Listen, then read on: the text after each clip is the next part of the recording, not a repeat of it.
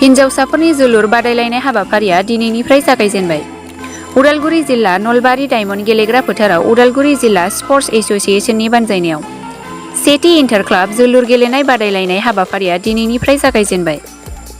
बे गेलेनायखौ बेखेवनानै होयो जिल्ला गेलेमु आफादनि रेफ्रि बर्ड उदालगुरि महेश्वर दैमारिया। जोलुर बादायनाया दिनैनिफ्राय फैगौ 24 जुलाइसिम खुंनाय जागोन। बे जोलुर बादायनायाव गासै मोनगु गेलेग्रा हान्जाया बाहागो लागोनखौ उदालगुरि जिल्ला गेलेमु नेहाथारि बिथाङा खौरां बिजोंनि गेजेरजों मिथिहोदों। गेलेगिरि बिथांमोना उननि समाव साफा राफोद गेलेगिरि आरो मुं आरजिनो हायो, बेनि थाखायनो बे हाबाफारिखौ लानाय जायो होननानै फोरमायो। बेथ' जोबोद आं सानोबा बेयो गोग्गाथावना बाथ्रा। मानोना गोबां बोसोर जोङो नाजाबाय थादोंमोन, नाथाय देग्लाय जोङो बे खामानिखौ मावफुंबाय। मानोना जों नुगासिनो दङ दि जोंनि बे बिटिआर बे ओनसोलाव गोबां आइजोफोरा गेलेनायनि फारसे माने जोबोद आखा फाखाथार आरो बेबायदि मोनसे इभेन्ट दङ माने फुटबल, आरो बे फुटबलनि फारसेबो गोबां आइजोफोरा बेबायदि गेलेनायखौ जोङो गोसो होनाय नुनो मोन्दों। बेखायनो बिसोरखौ आरो गोबांसिन थुलुंगा होनो थाखाय जोङो दिनै माने सावरायलायनानै जे गिबि खेब माने फार्स्ट माने उइमेन इन्टारक्लाब फुटबल लिग बे माने बादायलायनायखौ जोङो खुंनो थाखाय थिरांथा लादोंमोन। आरो बेबायदिनो दिनै जोङो नैबे गाहाम मोनसे दिनै 13 जुलाइ बेयाव जोङो माने खुंफुंनो थाम थिम खालामनानै दिनै जोङो बे खामानिखौ मावफुंबाय। आरो जों सानदों जे बे गेलेनायनि गेजेरजों जोंनि बे जि ओनसोलाव गामि सिंफोराव जायफोर माने गेलेनो गोसो जानाय आइजोफोर दङ, बिसोर ओंखारबोगोन आरो गेलेगोन आरो जोंनि बे खाबुखौ बिथांमोना लागोन। आरो इयुनाव बिसोरजों सासे गिदिर माने बेबायदि गेलेग्रा माने सासे मोजां प्लेयार जाहैयो, नेसनेल इन्टारनेसनेल लेभेलावबो जेन नाम खालामहैनो हायो, बेबायदि जोङो माने मिजिं थिदों। देग्लाय बोसोराव बे गिबि खेब, गतिके खेला बेसेबां कम्पिटिसन जागोन बेखौ जों बुंस'नो हानाय नङा। नाथाय खालमासिनिफ्राय निस्सय जोंनि बे क्लाबा आसामनि बिथोरावनो हयथ' मोनसे मुंदांखा बिदि इन्टारक्लाब वुमेन फुटबल लिग जागोन होननानै जोङो सानदों। औ नंगौ जे थारमाने जोंनियावहा हौवाफोरानो जा हिन्जावफोरानो जा गेलेग्रा गोबां दङ, खिन्थु जोंनो मोनसे मा नांगौ, प्लेटफर्म जोङो होनो हानांगौ। आरो जोङो गोबां बोसोर बिदि प्लेटफर्मखौ होबोनो हायाखैमोन आइजोफोरनि बेलायाव। जों हौवाफोरनि थाखाय निस्सय जोङो होदों गोबां, आरो बिदिनो माने गोजौ थाखोआवबो गेलेहैनो हादों।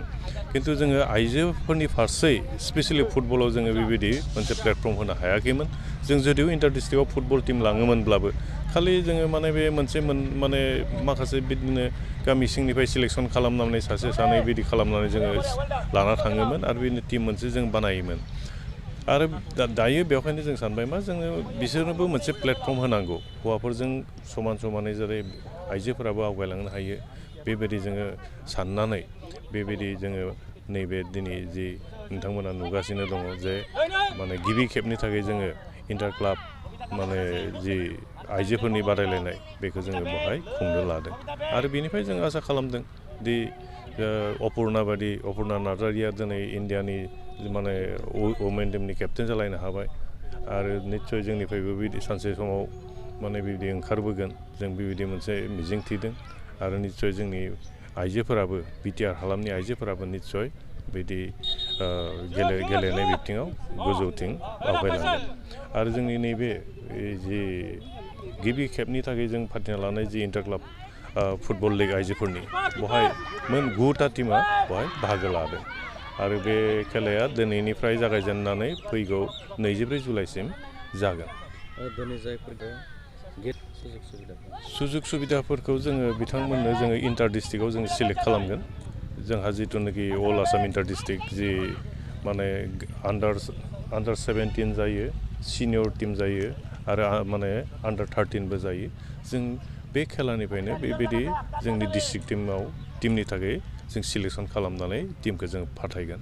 आरो बेनिफ्राय नैबे लिग खेलायाव जायानोखि चेम्पियन जागोन बिथांमोनखौ जोङो 5,000 रां होयो अनसुंथाइ हिसाबै, आरो रानार्स आपनो जोङो अनसुंथाइ जोबै खारन जोंहा जेबो सर्स गैया बेखायनो जों खोब खम माने बिदि बान्थाखौ एनकारेज होनाय हिसाबै होनाय जायो गेलेनो गोसो आं लाइमोनफोरखौ मोनसे मेसेज होनो गोसो जादों दि नोंथांमोना गासैबो बयबो ओंखारोबो ओमफ्राय जों उदालगुरि डिस्ट्रिक्ट स्पर्ट्स एस'सियेसनजों नोंथांमोना एसे लोब्बा लाखि हौवाफोरानो जा बा हिन्जावफोरानो जा गासैनोबो जोङो बेबायदि गेलेनायनि बिथिङाव जोङो मोनसे प्लेटफर्म जों होगासिनो दङ आरो होबायबो थागोन खालि नोंथांमोना जोंजों कपारेसनल' खालाम आरो नोंथांमोना नोंसोरनि जि सिमा जुदि गेलेग्रा मोनसे जुदि मोजां प्लेयार जानायनि जुदि गोसो दङब्ला अब्ला जोंजों जुदि हेफाजाब खालामोब्लानो बेखौ नोंथांमोना जाफुंहोनो हागोन एसेनो